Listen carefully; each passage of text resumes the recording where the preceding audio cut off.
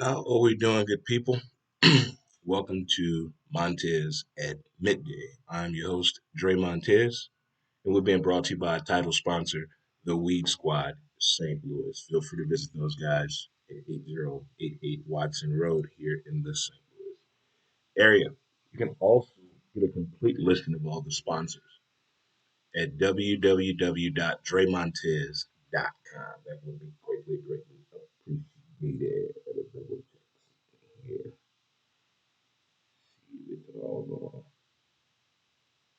All right. Okay. A complete list of all the guys that have helped the show over the past few years, which I really greatly appreciate it all. It is Motivational Monday. And thank you again for the birthday wishes and celebration on Friday. Had a lot of fun. Thank you again to Friendlies in South City and Rogers Place. Thank you very much. Very much. It was pretty cool. Had a blast. Turned 51 years old, and it was not like a big occasion, nothing like that. It was a very small gathering, but I had a lot of fun. I had a lot of fun. In years past, I tried to do something real extravagant and all that, but as you get older, you pretty much figure it all out. You figure it all out. But on this motivational Monday, hope everyone is doing well. You know what we got to do. High fives, chest bump. Let's hug this thing out. Oh, there you go. Let's hug this thing out. Need that good hug. A lot of people are in the area, in the Missouri, Illinois area. Yesterday and last night, we had some tornadoes in the area. Hope everyone is well and fine. Check on your loved ones. Do that for me. But in other news as well, what a day for football yesterday. I mean, the teams that had their bye, I think we all really needed that bye, except a team coming off a bye and they give up 54 points, that being the New York Football Jets. Sorry to Man Cave member TJ, but hey. But it was a good day of football yesterday. On Sunday fun day, it really was. Really enjoyed watching some of these games, but the numbers that were being put up yesterday, just the numbers yesterday, not the scoring, but just the numbers of the game football yesterday, are pretty impressive to me. And some players really stood out yesterday, coming into their own groove, understanding their role on the team and what their job is on their teams. But former Florida tight end Kyle Pitts, who is with the Atlanta Falcons now, he showed out yesterday on National Tight End Day. National Tight End Day did not let down. Derek Carr with the Las Vegas Raiders, this man is playing totally different. So it does make a difference when you have a head coach that everybody always thinks, hey, maybe he's the problem. And it seems that Derek Carr has changed things around, but he put up unbelievable numbers yesterday. 31 of 34. 31 of 34. He had the highest quarterback rating in the NFL with 30 pass attempts or more. Just 31 of 34. Wow. I don't know how the 49ers lost that game last night. Because every time I looked up, the ball was on the ground and it was the Colts. So maybe there's something deeper going on here. But the weather was crazy last night. You're talking about a torrential downpour. Definitely it was. But I think the biggest news, a couple of the biggest news yesterday was probably Tom Brady getting 600 touchdowns. I never dreamed of even somebody hitting that number. I mean, and since he's joined the Tampa Bay Buccaneers in the red zone, he is 50 touchdowns and no interceptions. That is that's some head scratch. I mean, we all play with the acronym GOAT, greatest of all time. We all try to give somebody that title, and we try to make a point, make a case, and prove it. Then you have people on the other side and say, "Well, that ain't no big deal." I am not a Brady fan, but I appreciate what this man has done for the National Football League the past 20 years. But to throw 600 touchdowns, let that sink in for a minute.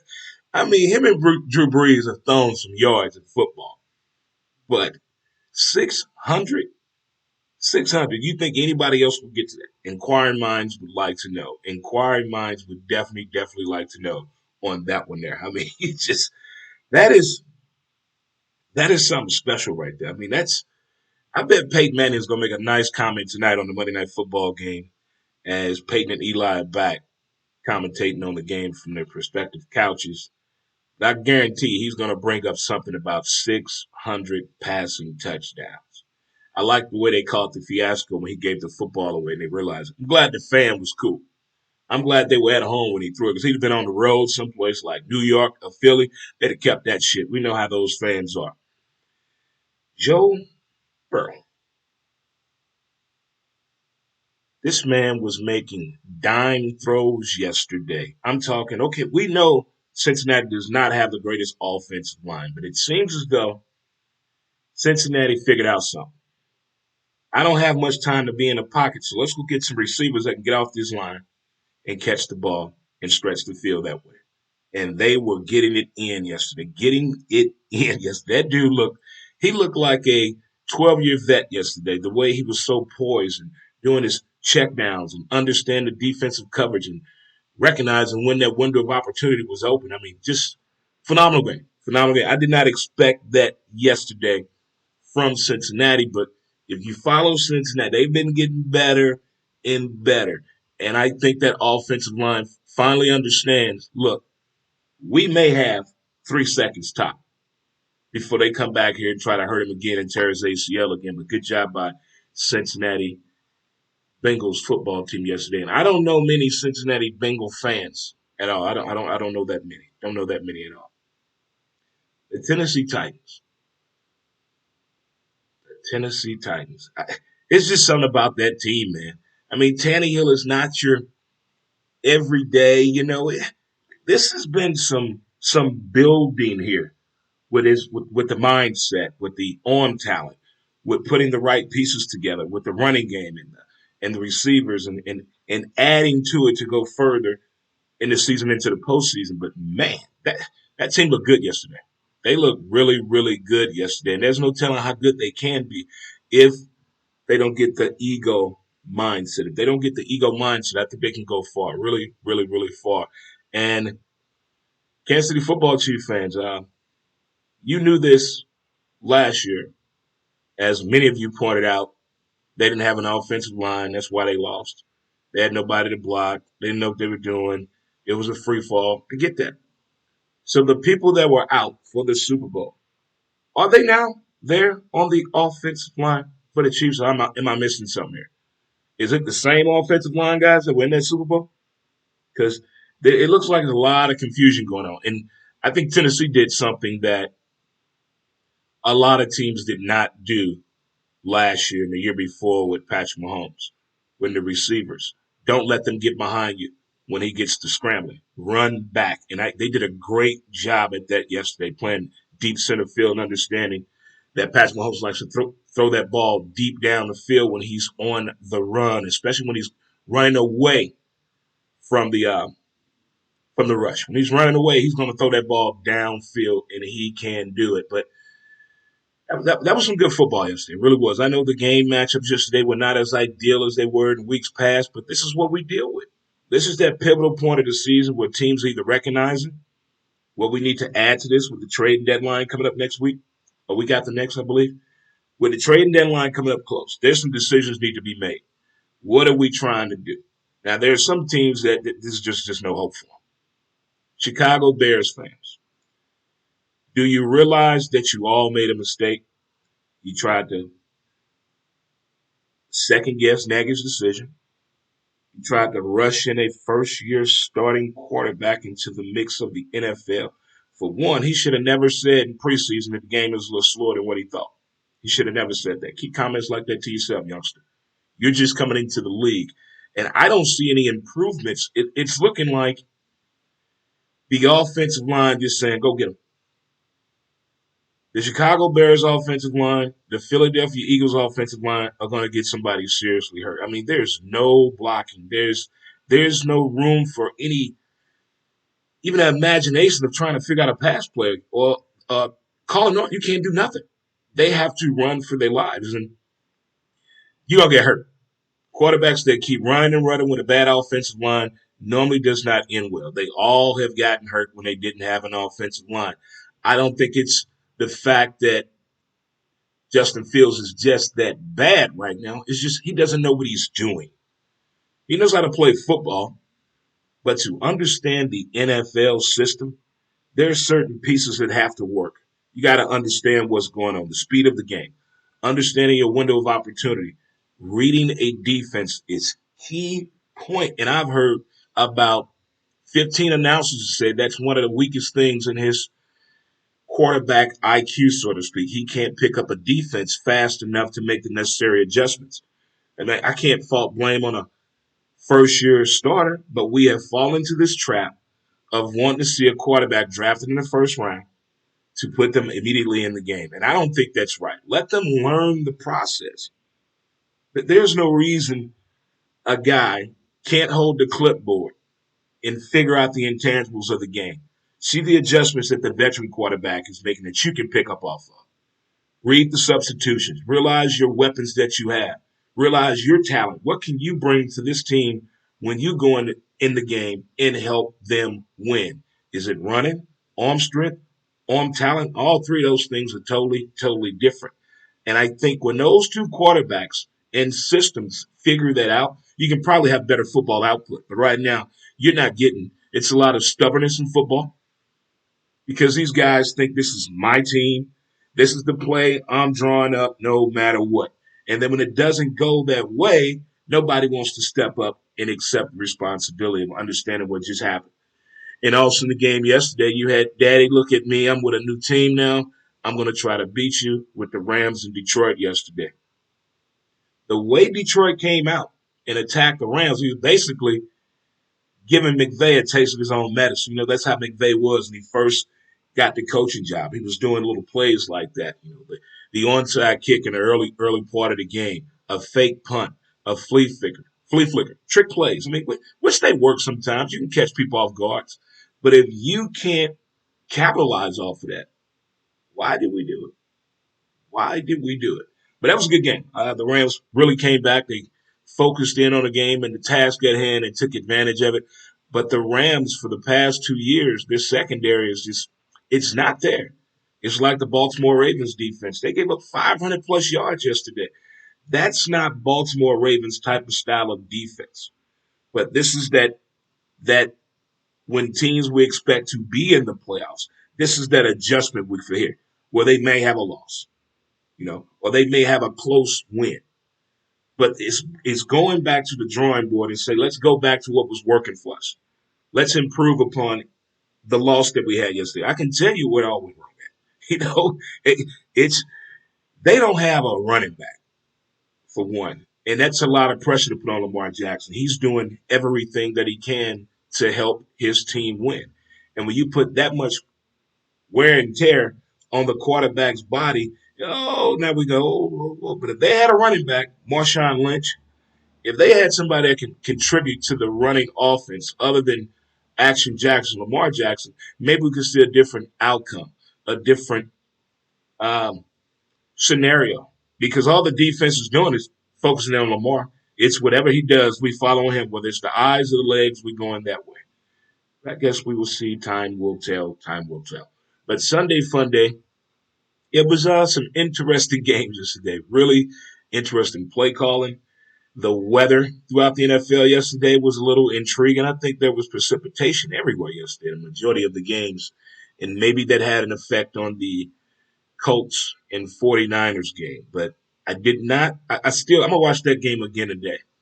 Because for all intents and purposes here, I thought for sure the way the ball was being mishandled by Carson Wentz so much, for sure thought San Fran was gonna get that game. And that was a torrential downpour that they had. I mean, can we go in the locker room and wait till this slow down a little bit?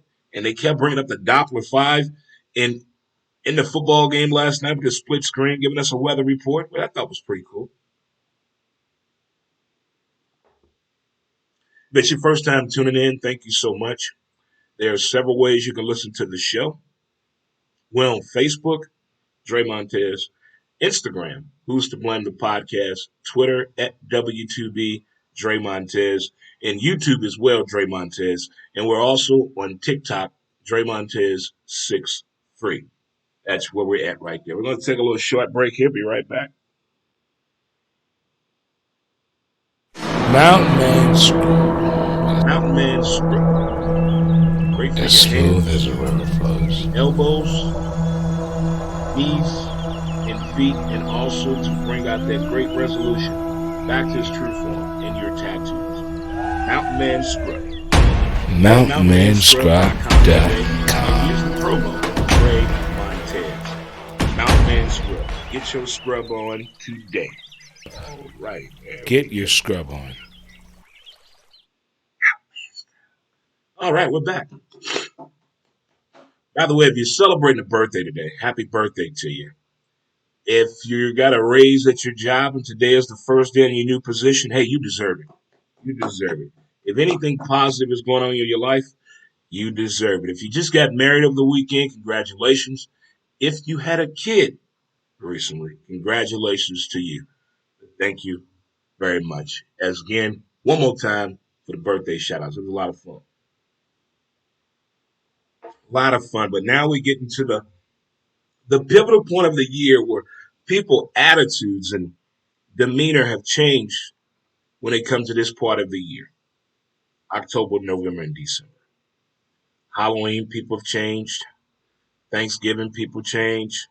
Christmas is just there are actually people that can't stand Christmas. They don't want to be around their family for Thanksgiving. They think Halloween is just horrible. And I used to think all those holidays are pretty cool. I like them all. I don't trick or treat or anything like that, but I like going to some of the Halloween parties that get real creative. A few years ago, I used to go to the costume parties at people's houses. That was a lot of fun. But times have changed. I get it. People getting older and understanding, and what we've been through almost 2 years now with the pandemic, the lockdown, the mask, the COVID, and the shots, and what not get the shot. People have, changed their feelings on certain things, and I get that. I'm not trying to knock you for not liking the holiday, but Thanksgiving is one of my favorite holidays. It really is. And Christmas as well. I just like the weather, the food, and the sports of this time right there. And this is Montez at midday. I'm your host, Dre Montez.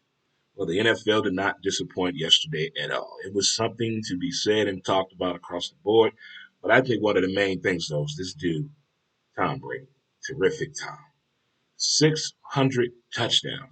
I mean, I never even thought about how many touchdowns Tom Brady had. That really never even crossed my mind. And I think last Thursday, I found out how close he was to it. It could possibly be broken. Well, hit the mark yesterday, and he did. And wow, I just still can't believe it. 600 touchdowns. Think about it. If you're a sports fan, think of the milestones that you have been a part of. Just watching sports and following sports, things that you have been a part of.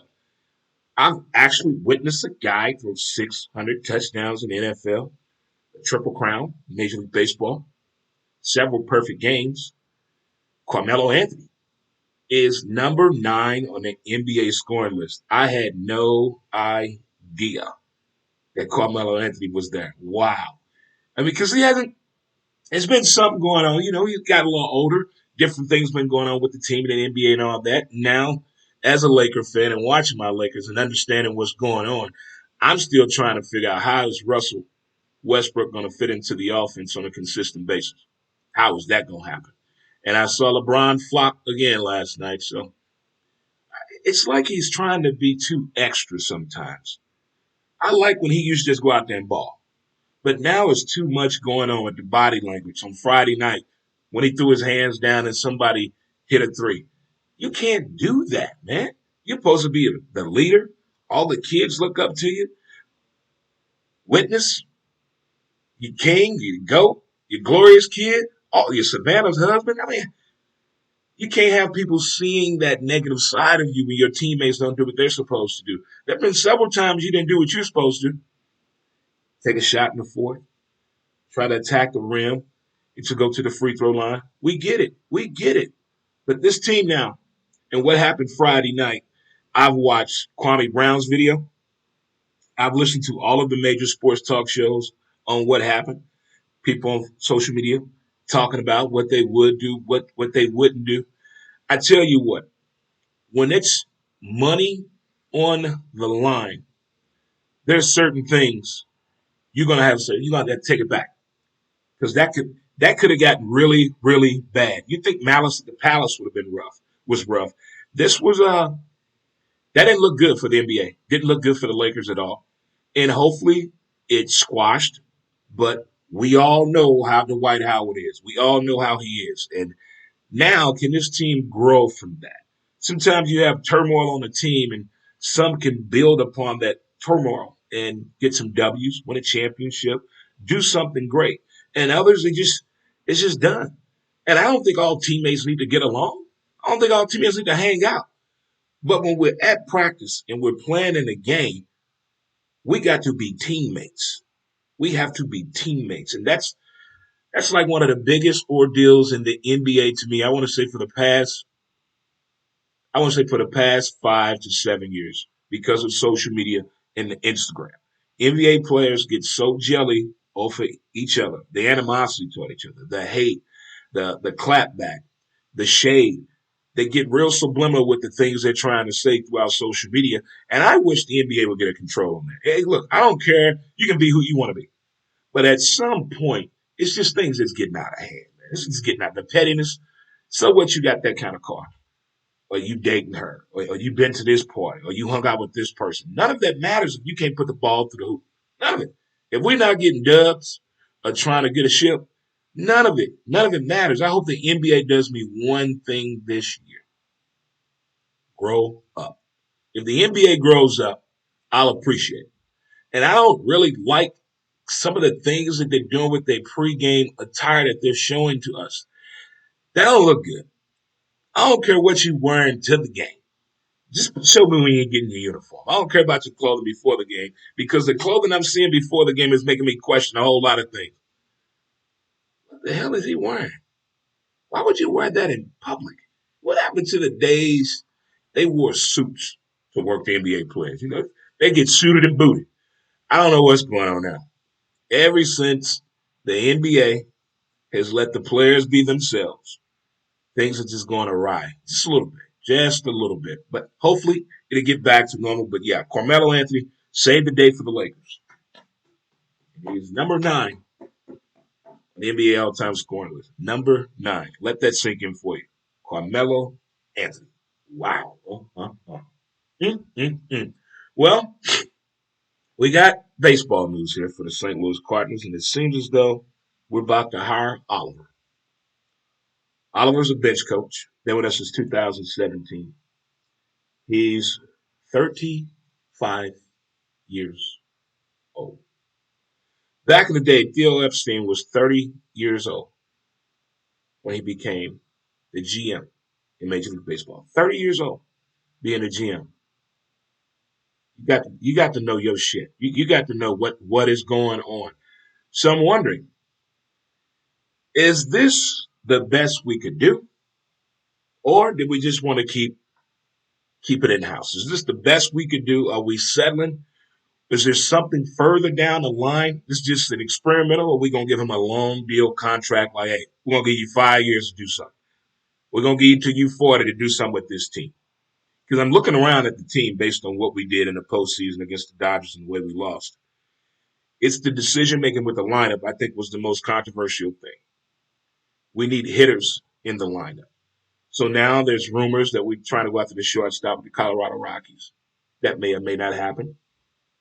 Will that add to more run production? Should we go out the better starting pitcher and younger starting pitcher? Do we need to utilize our form system a little bit more and bring some more guys up that can really throw the ball?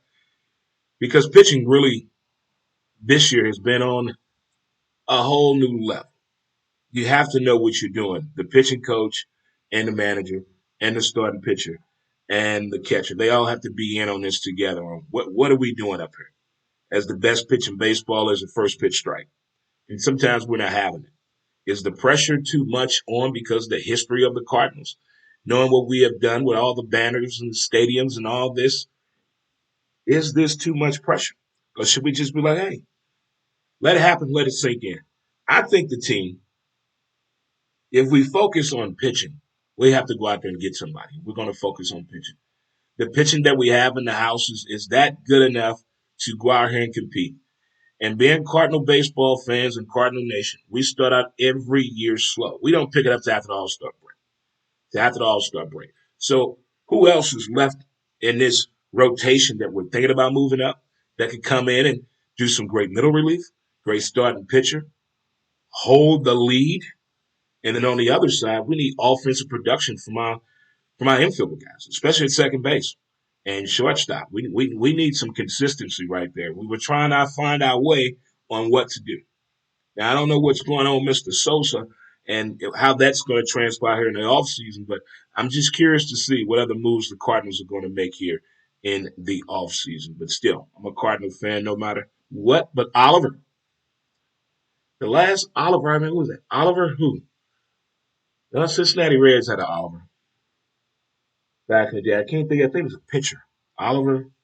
What name I'm thinking of? Joe Oliver? No, he didn't come to me. But he's 35 years old, and he's our Cardinals manager. Welcome aboard. Well, you are already on board, but congratulations on the job. Let's concentrate on the task at hand, and we shall be fine. Don't forget, you can listen to my podcast, Who's to Blame, on Anchor, SoundCloud, Spotify, iTunes, Podbean, Google Play, and Tumblr. And we post a new podcast each and every Wednesday. So you can check out my latest episode of my podcast anytime you want, or wherever you listen to your podcast at. You can do that there. This should be a pretty decent week as we're getting prepared for this Thursday night football showdown, as well as Saturday's matchup for the largest outdoor cocktail party. I know Florida and Georgia. We're having too much issues with our quarterback situation. There's no consistency. I'm hoping after the bye we just had that we worked on something. Because Georgia is tough. Georgia is very, very tough. And we got Halloween coming up. Halloween is coming up. Man, I'm wondering what the number one costume is going to be this year. What is the number one costume going to be this year? A couple of years ago, everybody was Harley Quinn. Everybody was her. Uh, what do I think it may be? I'm thinking maybe Halloween, Jason, Michael Myers. But that whole mask thing, I don't know how that's going to work with a lot of people at establishments having people come in their place with a mask on. I know in years past that was not one of the good things to do, but I'm wondering how that's going to work itself out in the long run. In the long run. Mm, mm, mm. But more importantly, I was satisfied with the sports weekend. I really was. The birthday was Friday, a lot of fun, and watched football all day yesterday, and just saw some great things yesterday. But I think the learning curve of football is completely different. I mean, I really think there are probably people at home, couch potatoes, armchair quarterbacks, can really go out here and help a team with coaching, with play calling, with player management, with the draft, evaluating talent. I mean, they get paid a lot of money to evaluate talent, and these guys get in the game and in a situation, and we're questioning what is going on here. What what is what is going on here? Why is this person in the game? Time will tell. Time will tell. But tonight we got football. I don't know about this game because the quarterback situation with Seattle. It's just that quarterback position. When the quarterback goes down, the backup got to be ready. You have to be ready. The backup must always be ready. Take your ball cap off. Keep your helmet on. Be ready. Chin strap down. We ready. No matter what. I'm ready to go in the game. Ready to go in the game. But I wish they would do a better job of getting ready for situations like that. There's no way you find the night before that you're starting. You go to practice. You have a playbook. You practice on your own. You practice with the team. You've worked on things. You watch game film. And then when the game actually happens, there are things happen you should have learned from. And it's like one of the hardest things for me with not all NFL teams and players. Some go back to the drawing board and pick up what they learned, whether it was a close game or a loss or a win. What can we capitalize on for the next week and keep it moving forward? Speaking of keeping it moving forward, would like to thank you for tuning to today's show, and we will see you Wednesday at 11 a.m. Central Standard Time as well. Again, we're on Facebook, Twitter, and YouTube, Dre Montez. And don't forget to follow us on our TikTok page, Dre Montez 63. It's been a lot of fun, guys. Thank you so much, and enjoy the rest of your motivational Monday. And in the words of my great grandpappy, do not forget the greatest details of the day. Enjoy your day, good people. Motivational Monday